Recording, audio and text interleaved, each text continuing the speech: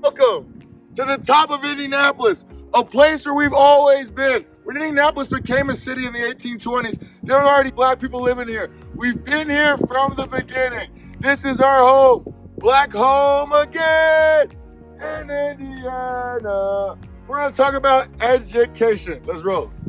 Hey, this is Indianapolis school number 1. You know who was here before this school was here? We were. When Indianapolis was founded in the 1820s, there was already 55 black people reported living here in Indy. We have been here since the beginning. So, when did we go to school?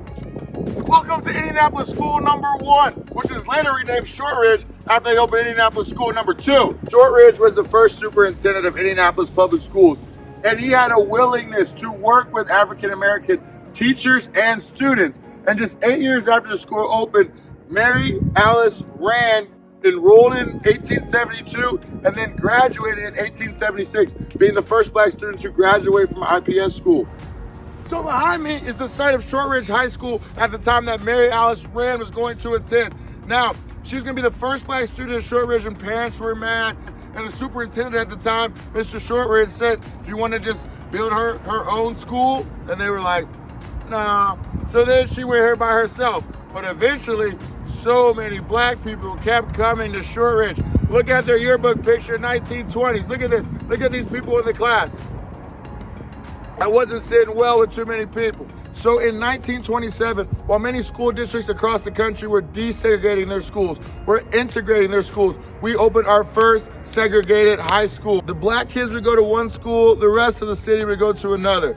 They wanted to name the school Thomas Jefferson High School. Thomas Jefferson himself owned slaves, so they named it CRISPUS ATTUCKS.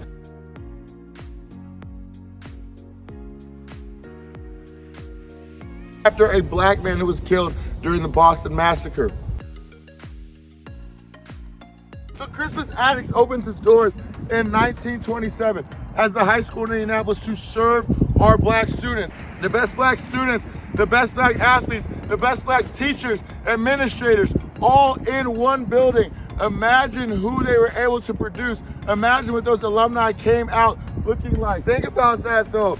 You have people who believe in you, not only educating you, but in the classroom next to you. So the segregation was a bad thing as far as what caused it to happen, but think about what it did for our community as far as uplifting us to just have teachers that believed in us, have peers that believe in us, and know that everybody in that building is invested in you. We had an incredible collection of black talent here.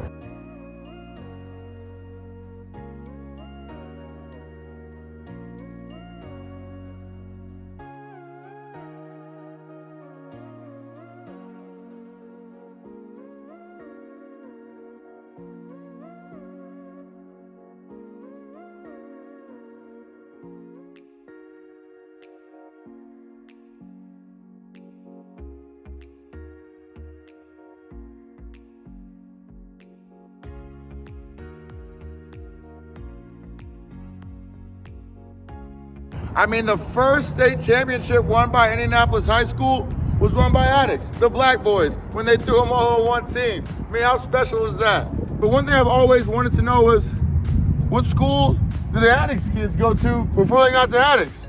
So follow me, I'll show you. So behind me was the side of IPS school number 4. It's where the black kids went. It was a black elementary school here in Indianapolis. We're not far from ATTUCKS at all. Now, Mary Cable served as the principal of the first school building. When they knocked that down and built a new one, they named the new building after her, Mary Cable Elementary School. So right here behind me, we're on the campus of IUPUI. Now, IUPUI expansion actually knocked out a lot of the black neighborhood here downtown. And so as it knocked out the neighborhood, it knocked out the need for this school being here. Let's go check out some other black schools throughout our history.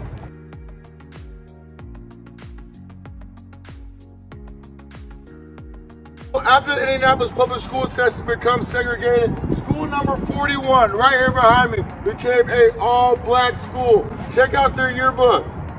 Check out this class. Check out these black faces. All used to run around right here. Look at the picture. Look at the photo. They run around just like me. Just like Coach. We're here on the east side at another one of Indy's all-black IPS schools during the time of our segregated schools. Now, the yearbook picture I'm showing you right now is from the class of 1959 and 60. There is School 37. Our history is the heartbeat of Indianapolis history, of Indiana history. There's no point in time since Indianapolis has become a city that black people were not living here. Let me repeat that. There's no point in time since Indianapolis became a city in the 1820s that black people were not living here. We've been here from the start. We're gonna be here through the end, and we're gonna get our education no matter where it takes, where it is, or how it happens. Do2eyes.com.